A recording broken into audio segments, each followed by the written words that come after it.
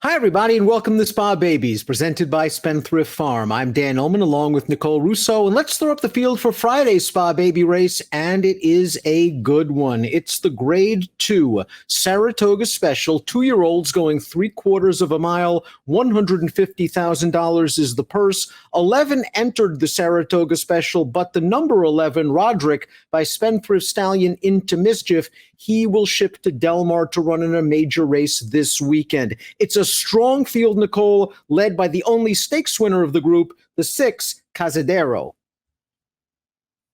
Yeah, and I think this is a very strong field.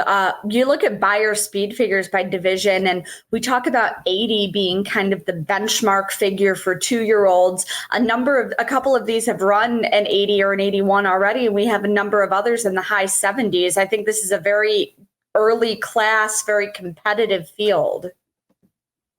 And one of those knocking on the door of that 80 Beyer threshold is the one that drew the rail, the number 1, Papetu, who is a perfect 2 for 2 in his career. He is a son of Dialed In. And let's watch his second lifetime start. This horse has just done nothing wrong. He's odds on in his first start against winners. He's drawing off in the stretch. This is a nice performance with a 75 Beyer speed figure. He's going to have to deal with an inside post position, but he does have good tactical speed. Yeah, I think he's going to have to use that speed from that inside post, which is kind of the main thing that gives me pause about him. This is a decent sized field. That said, he does have the racing experience. Dialed In was among the leading freshman sires of his first season at stud, led by 2016 Saratoga Special winner Gunnevera, who was also trained by Antonio Sano, who now brings this one up off his 2 starts at Gulfstream. The number 2, Hold the Salsa, is a New York bred that won his career debut coming from well off of the pace at a giant price. Let's watch that race right now. Hold the Salsa was outrun in the early portion, but he's going to come with a strong run. You see him on the outside now in the green silks and the blinkers. It looks like he has absolutely no chance to win this race, but he is going to get up late. The Beyer speed figure is light, but you got to appreciate this colt's moxie. Definitely, and especially considering that some of these horses are stretching out a tiny bit from shorter maidens to the 6 furlongs. I think he'll appreciate that. He came out of that nice race with a bullet workout. Again, always check out the Clocker reports produced by our colleague Mike Welsh and his team for more insight into these works. And he should have some pace to run at up front, I would think. The number 3, Garoppolo, I think was in need of his career debut, and I don't believe he appreciated the wet footing to boot. In his second lifetime start, he got a fast track and he got to the winner's circle. Let's watch Garoppolo's race on July the 3rd. We see him right now on the outside in the white noseband, and he's going to change leads and really gut this out. I thought this was a performance for a colt that's still learning. You see him drifting a little bit in the stretch. He's going to have to take a step forward from a Beyer speed figure standpoint, but as we say so many times on Spa Babies, these lightly raced 2-year-olds can improve by leaps and bounds from day to day. Very much so. And I think you've already seen some progression with him. He ran just sort of evenly, went 4th in his debut, which produced a next out winner in Facci, won the next time out, while obviously still green, still learning. Eligible to take another step forward here, which he'll have to do. He's from the first crop of Outwork, who was a 2-year-old debut winner. Outwork, one of the first sons of Uncle Mo to stud, and we certainly expect them to follow in their sire's footsteps, producing good 2-year-olds.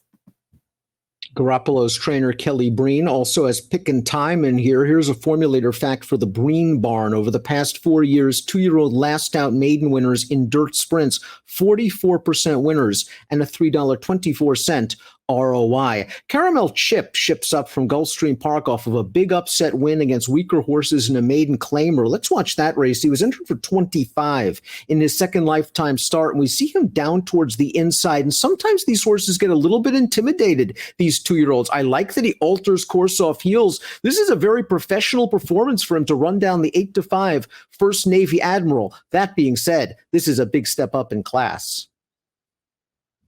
Yeah, nothing wrong with that win. That obviously stepping way up from running for 25 into a graded stakes. He's by a juvenile champion in Midshipman, but I actually like many of his offspring better on the turf, as is the case with, his outstanding sprinter Lady Shipman and others. Let's take this formulator fact with a grain of salt because Caramel Chip likely to be a good price. But the barn over the past 5 years, maiden special weights, last out winner 0-4-28. Let's move on to the 5, Pickin' Time, another one trained by Kelly Breen, debut winner at Monmouth Park. Let's watch that race. Showed good speed right from the start. And this horse was no secret. 3-5 in here was Pickin' Time. He went right to the lead. He looked impressive winning. He is going to have to pick it up from a Beyer speed figure standpoint, but he is very game in the stretch to fend off this challenger. Yeah, and I do like him coming up and picking up Javier Castellano for Kelly Breen, who can pull an upset with a well-spotted horse. Stay Thirsty was a nice 2-year-old himself and does well with his own 2-year-olds.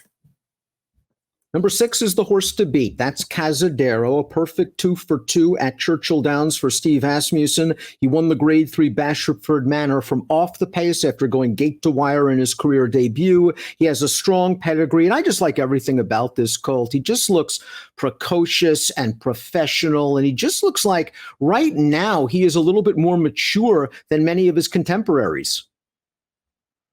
Well, those are the 2 words that you hit the nail on the head with. Right now, we talk about how these 2-year-olds develop, and right now he is just a stellar competitor. I was pretty fond of his half-brother, Almost Famous, who I believe won 2-for-3 as a 2-year-old. He was a nice 2-year-old. Street Sense, the sire, obviously a 2-year-old champion who ran on at 3. And Cazadero, man, we talk about that benchmark Beyer. He ran a stellar 81 in his debut, then an 80 winning the Bashford Manor, and won those by a combined 13.5 lengths. He's just rock solid at this point. Momos, the number 7, might have a slight advantage because he already has a race over the track. Let's watch his debut victory at Saratoga last month. And Momos showed good speed from the start. And it's hard to imagine now that the Clement barn got a $14 horse home. They're winning just about everything in sight. Look at Momos just stride away from this field, including a Todd Pletcher trained favorite named Mo Mischief. Now, maybe it wasn't the strongest group in the world, but you can't fault what Momos did. Absolutely not. And I think Mo Mischief, who he ran away from there, is a pretty well-regarded horse. Momos earned a 76 Beyer, as you said, a win over the track, which, I really like. Kind of a versatile family. His Dam's half-sister, Daddy's Little Darling, was a Grade 1 winner on turf, but was also a good 2-year-old that was second in the Kentucky Oaks. You also have some speed in the family, as Daddy's Little Darling and the Dam are also a half to Mongolian Saturday, who won the Breeders' Cup Turf Sprint.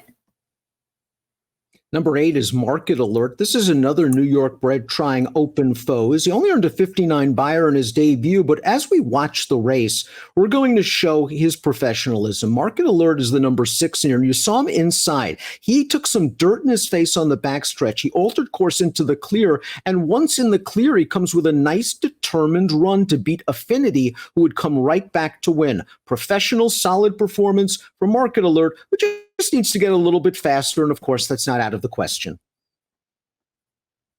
Yeah, and I like him taking that dirt in his face and not getting discouraged because, as we said, I think there's a lot of speed in this race, and it's likely that if you're not just firing rockets out of the gate, that you're going to take some dirt in your face in this race. As you mentioned, the runner-up out of that win came back to win, and here's another one in here by a Saratoga Special winner. He's by 2009 winner DeFunny Bone.